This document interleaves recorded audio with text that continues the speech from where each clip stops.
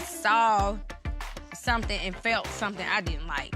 Extreme dissension, extreme, we never even wanted to do this type of feeling, and it broke my heart. I can't take it no more. I'm not built for this. I don't fight like this. Child, the best thing I could have done was flee the scene. Flee the scene. Nivea just made her way into this Diddy situation, and it looks like Diddy is about to learn the hard way that his years of messing with people's lives and careers is finally over. Nivea was popping in the early 2000s, and she had the voice, the artistry, and the vision to keep taking it to the top. But all of a sudden, she was blacklisted and quickly disappeared from the scene. Now, after years of silence, we finally know what really happened to her. She's spilling all of the deets on exactly what happened to her, her very chaotic relationship with Lil Wayne and The Dream, and how messing around in the wrong circles really got her life spiraling. When Nivea first came to the scene, she was the definition of what it meant to be an Atlanta girly. And I'm not talking about her skin tone. She had those facial features that really made her instantly stand out in any room. And from the makeup to the hair and clothes, she just had her own thing going on and carried herself with a lot of confidence. But it was more than just the clothes and aesthetics. She knew the hustle and had been grinding to make a name for herself ever since she was 14 and decided that music was going to be her thing. At just 18, she got herself into a multi-million-dollar deal where she signed with Jive Records, and she basically had to con her way to get there. From the time she was about 14 or 15, she had to get on as many songs as she could, and finally her then manager put them all together and presented it to execs as her original work. I mean, she did what she needed to do to get her foot in the door, but as soon as the ink dried up on her contracts, she was ready to get to work. By that time, Jive Records really believed in collaborating with other artists, especially if you were a rookie in the industry. So when rapper Mystical was working on a new project, the label suggested that he pair up with an R&B singer. In December 2000, his single called Danger dropped featuring his label mate, Nivea. It quickly became a smash hit, and right before her eyes, she got herself a #1 single on Billboard's Hot 100 R&B hip-hop songs. Danger really gave Nivea a lot of momentum, and she got to work with a lot of hot producers and songwriters, including R. Kelly, who she did about 4 or 5 songs with. He said that her voice sounded very familiar to him and just came up with songs that he knew she could work with. In 2001, she dropped her self-titled album. The track's Laundromat with R. Kelly was straight fire, blending soulful R&B with that Y2K pop vibe. And like I said, they were great songs, but people who really got to know her through Danger felt like the album was a misfire. Instead of portraying her as an R&B artist and getting her into that space, she was treated more like a pop singer, and her music really resonated with the crowd on that side. With her debut album out, Nivea's personal and professional life started to pick up some steam, and that was how she caught the attention of Lil Wayne. After seeing the music video for her song Don't Mess With My Man, Wayne immediately reached out to her label, talking about how he wanted to work with her and get some tracks out. He later revealed that he didn't actually want to make music together, but he thought that she was cute and wanted her number. Lil Wayne. Mm-hmm. I met Wayne because from Don't Mess With My Man video was out. Mm-hmm. And he said he saw it, he was like, oh, she cute. And called the label and said, I want to do a song with her. I'm working on my solo project, blah, blah, blah. And he was like, okay. We met at Patchworks here in Atlanta and got in the booth, child. He said, I don't want to do a song with you. I just want your number. Are you serious? But he said, we can do a song if you want to. Nivea and Wayne really hit it off and got along so well that they eventually became engaged in 2002. After being together for less than a year. Nivea even wore her engagement ring in her Laundromat video that was released in January 2003 as a nod to her relationship with Lil Wayne. And he was the one who really introduced her to the high-flying music life and started taking her to all of these events and parties with his celeb friends and music connections, including Diddy, with whom he had a very close and personal relationship with at the time. Most definitely, I am here with the youngest, greatest rapper in the game, and I'm always trying to uplift, the future, and being that, you are the present and the future.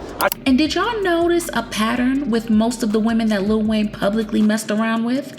Both Toya Nivea and even Lauren London had a traumatic childhood, and he almost always got with them when they were in a very vulnerable state in their personal lives or career. In summer of 2003, Lil Wayne called off their engagement, and with the success of her first album behind her, she started working on her second album. And that was when she met her now ex-husband, The Dream. He was a singer, songwriter, and producer, and the two of them really hit it off. It didn't take long for The Dream to take over primary production of her album, and before the project was over and done, they became so wrapped up in each other that they tied the knot in 2004. But that was another relationship that didn't go well for Nivea. They were married for 4 years before getting a divorce. At that time, her career wasn't going so well since the label had dropped her to focus on newer artists like Ciara. So when that relationship ended, she started hitting these celeb parties from her circle. And that was when she was introduced to substances and became so dependent on them until she decided to make a change since she had young kids who needed her and were looking up to her. Like, that happened out of depression and being like, fuck it, why not?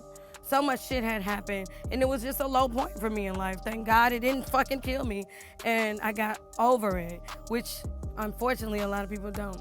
So when she talked about her addiction and how she got involved with drugs in the first place, Nivea sure had a lot to say. At this point, she better write a book or something, because the trauma that the music industry put her through before she stepped away from everything was just crazy. Apparently, she met her first manager when she was 14 years old and went with him because he was so confident in her talent as an artist. But it was more than her artistry that he was interested in. According to Nivea, the man was 20 years older than her, and they started to become intimate soon after they met. And he would then introduce her to other men when he was no longer involved with her.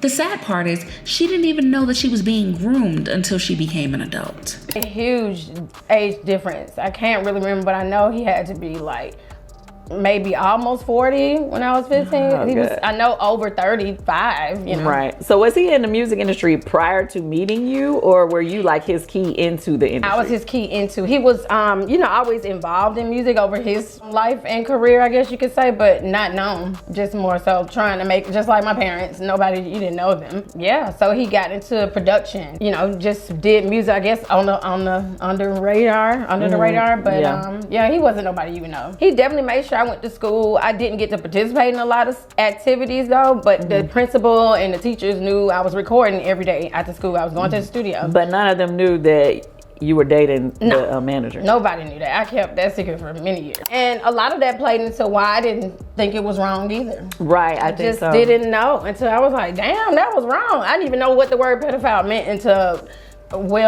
adulthood. With her innocent image, rocky relationship with her family, and rough childhood, it was like Nivea became the prime target for pimps and other nasty music execs. And from what Nivea said, even R. Kelly, who said that he loved her voice and wanted to make music with her, started hitting on her a couple times, and she had to struggle to shut it down. He did, and did you tell someone, or did you just say, get away from me? To tell. The thing is, in the industry, being a young little girl or young female, and I'm sorry I said little girl, because the industry is filled with men. It was dominant in my first.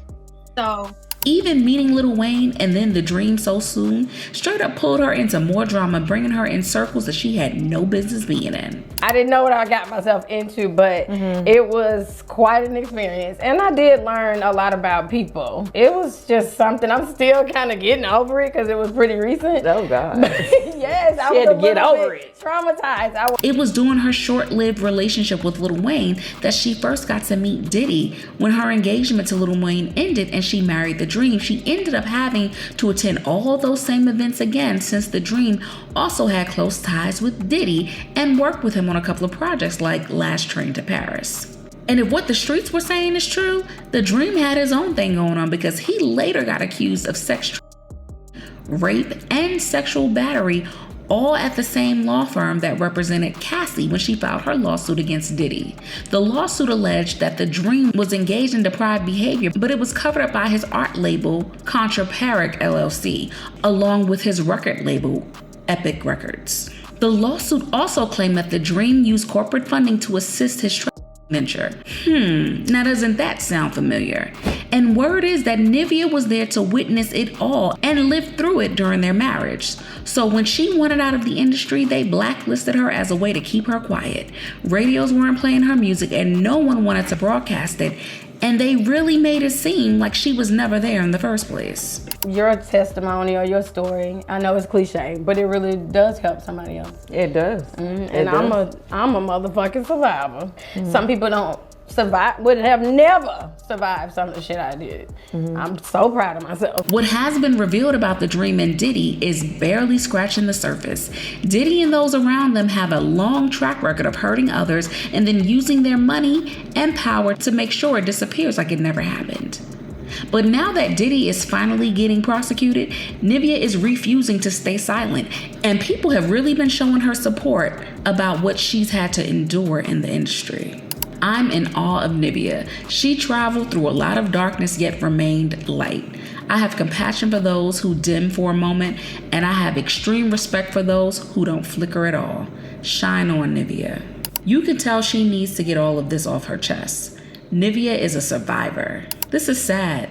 Parents on drugs, coming from a broken home, being raped and molested, overcoming addiction. I have a newfound respect for her. I pray that she continues to get the healing that she needs. But what do y'all think about this? And are you guys keeping up with the Diddy trial? Share your thoughts in the comments and make sure you like and subscribe. I'll see you in the next video. Bye, baddies.